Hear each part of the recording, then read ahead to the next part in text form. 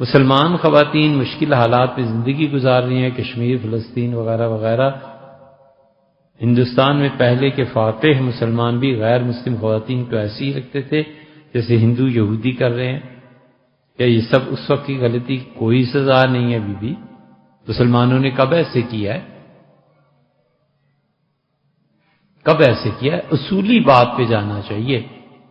یا تو اللہ کی حکمرانی دنیا میں قائم رہے، اور اگر خدا کی حکمرانی کو تسلیم نہیں کرنا تو تمہاری حفاظت میں، تمہیں اپنے یہاں سہولتیں دینے میں، تمہارا بندوبست کرنے میں، روڈز بنانے میں، ہر چیز میں ہم تم سے مسلمانوں سے ٹیکس لیتے ہیں، زکوٰۃ وغیرہ وغیرہ کے، اور ہم تم کو ساری سہولتیں پرووائڈ کریں گے، اور ہم تم سے جزیہ لیں گے۔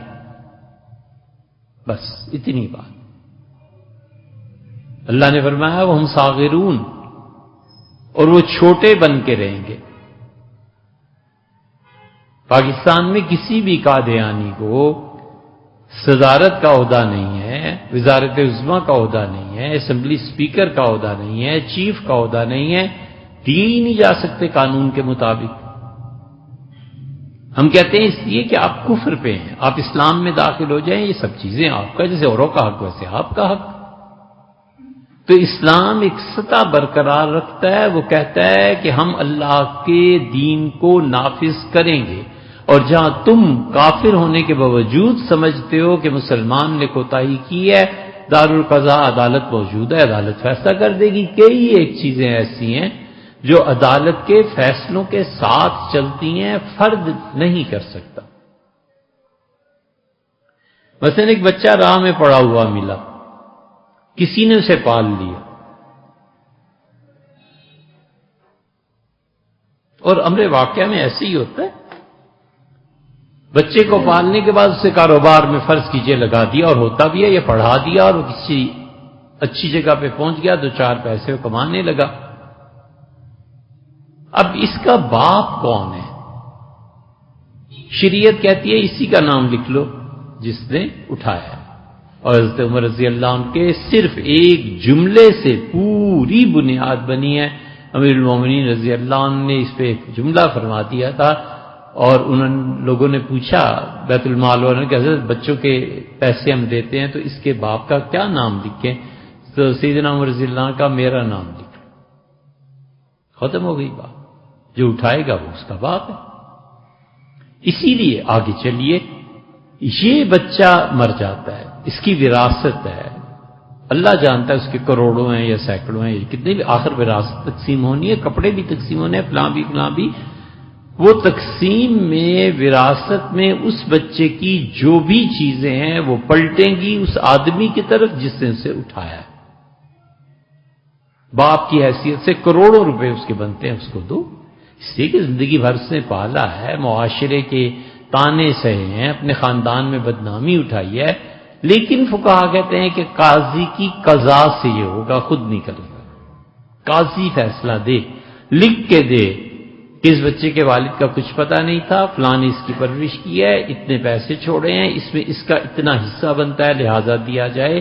وجہ قاضی کے ہونے کی، کیونکہ پبلک کے ہاتھ میں قانون تھوڑے ہی دیا جا سکتا ہے۔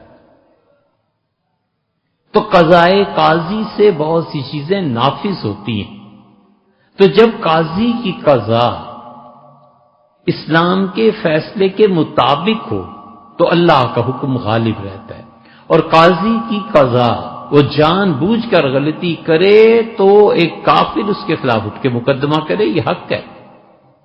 ایسے ہی تو نہیں یہودی اٹھا اور گیا عدالت میں، اس شریح سے کہا کہ یہ جو ڈھال امیر المومنین علی رضی اللہ عنہ کے پاس ہے یہ میری ہے۔ مقدمہ چلا، امیر المومنین حاضر ہوئے، تشریف لائے، شریح نے کہا حضرت یہ آپ کے خلاف مقدمہ ہے، یہ آدمی ہے۔ سیدنا علی رضی اللہ عنہ نے فرمایا کہ میری ڈھال ہے، میں استعمال کرتا رہا ہوں۔ فرمایا گواہ پیش کیا، حسن رضی اللہ عنہ کے بیٹے کو۔ قاضی نے صاف رد کر دیا، اس نے کہا امیر المومنین باپ کے حق میں بیٹے کی گواہی میں قبول نہیں کرتا۔ قنبر غلام کو پیش کیا. ان کا امیر المومنین غلام کی گواہی آقا کے حق میں قبول نہیں کرتا، اور کوئی گواہ لائے.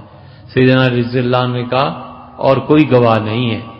قاضی نے بات کرنے کی بھی زحمت نہیں کی، کہا اٹھاؤ ڈھال اور اس یہودی کو دے دو.